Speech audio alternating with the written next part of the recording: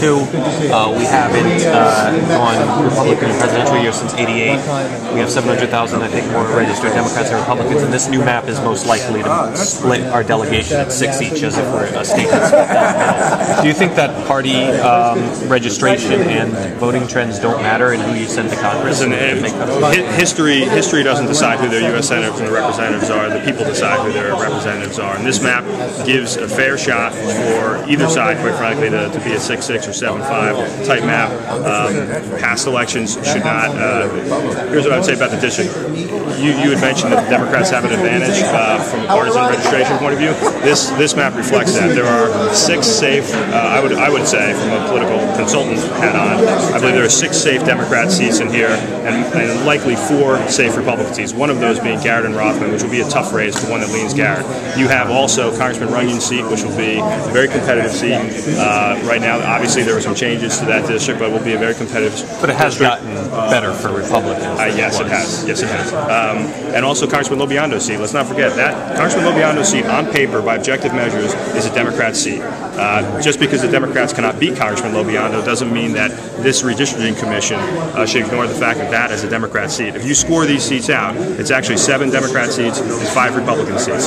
So the reason that we will have, I believe, a 6-6 delegation at the end of this is because we have better candidates in those districts. Frank Lobiondo is going to win what is a Democrat seat. John Runyon will win what will be a competitive seat. And Scott Garrett's going to win what will be a very spirited race. Can I pursue the third a little bit more with you? Cherry Hill out, break-in. Why does that make it competitive?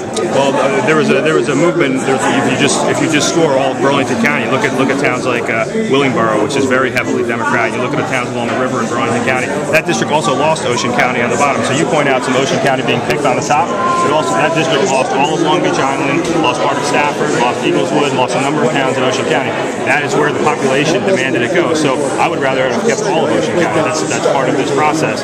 So it lost some Democrat parts and it lost some Republican parts. What happened with the whole Lance section? The population didn't really dictate that there should be the merge should be there. If you were to rank the population underpopulations, maybe I shouldn't say populations, but underpopulations in the districts, it was 10 and then 8 and then 9 and then 5. So you have the 4 districts there that are most underpopulated, and that's where the movement is. And quite frankly, 11 needed to pick a population, 13 needed to pick a population.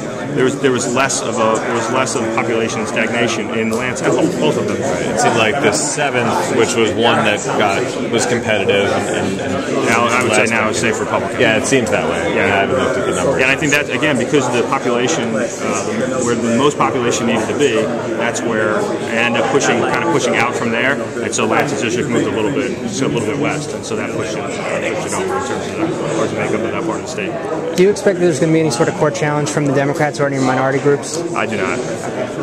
The new district is tougher than the current district.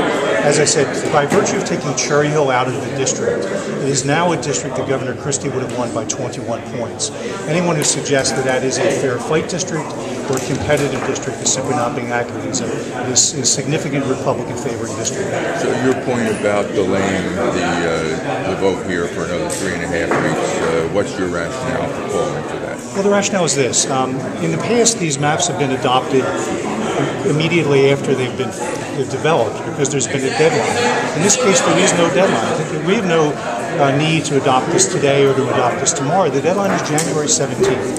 There's 24 days for the public to have the opportunity to look at this map that's going to affect who their congressional representative is for at least the next 10 years. And I just think that since this has been such an open and good process so far, and since we involved the public in the beginning before any decisions were made, we should let the public take a look at it and we would benefit significantly from their input. Do you imagine Democrats will challenge this map in court? I don't know yet. It sounded from... No, wouldn't expect? Okay. I wouldn't speculate. Okay. Would not expect. I would not speculate on that yet. Okay. It just sounded... Some of your arguments sounded almost like you were sort of laying the groundwork for a court challenge. Well, I think there are a number of members of the minority community who had expressed support for the Democrat map, who have grave concerns about the map that was adopted today. And I'm sure they will look at their options because it clearly is a map that divides important minority communities, whether they be the African American community, the Latino community, the growing Asian community in New Jersey, to their detriment. And I think that's not in the public interest of New Jersey.